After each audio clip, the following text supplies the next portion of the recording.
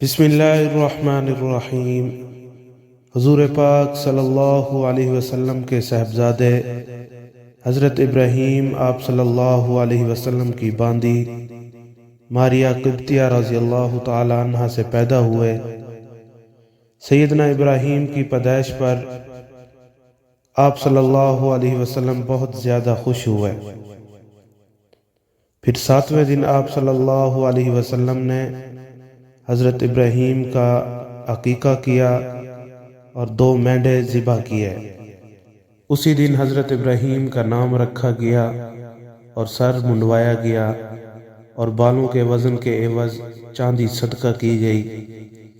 نبی پاک صلی اللہ علیہ وسلم اپنے بیٹے ابراہیم سے بہت زیادہ محبت و شفقت سے پیش آتے تھے۔ دوپہر کو جب گھر تشریف لے جاتے تو حضرت ابراہیم کو اٹھاتے اور ان کو چومتے تھے۔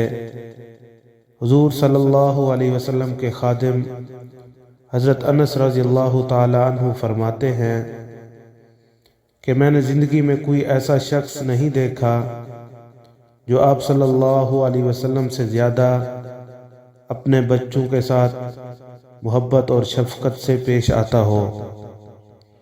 جب حضرت ابراہیم 2 سال کے ہونے لگے تو بیمار ہو گئے۔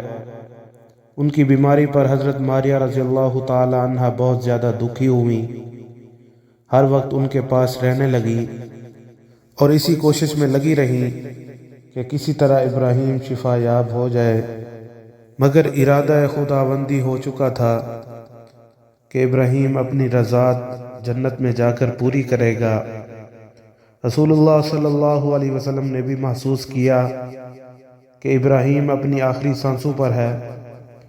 آپ صلی اللہ علیہ وسلم نے دکھی دل کے ساتھ ابراہیم کو اپنی گود میں لیا اور فرمایا، ابراہیم، اللہ کے فیصلے کے آگے ہم تیرے کسی کام نہیں آ سکتے۔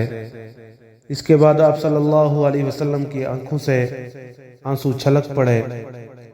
ایک روایت میں حضرت انس رضی اللہ تعالی عنہ کا بیان ہے کہ ہم رسول اللہ صلی اللہ علیہ وسلم کے ساتھ سیدنا ابراہیم کے پاس گئے تو دیکھا سیدنا ابراہیم آخری سانسیں لے رہے ہیں اور نبی رحمت صلی اللہ علیہ وسلم کی آنکھوں سے آنسو رواں ہیں۔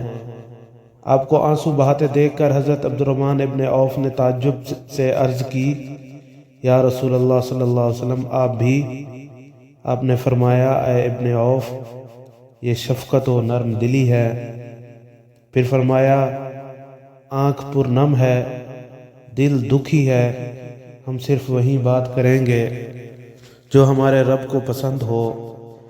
ابراہیم، حقیقت یہ ہے کہ ہم تمہاری جدائی پر بہت غم زدہ ہیں۔ اور اس وقت آپ صلی اللہ علیہ وسلم کی آنکھوں سے آنسو روا تھے۔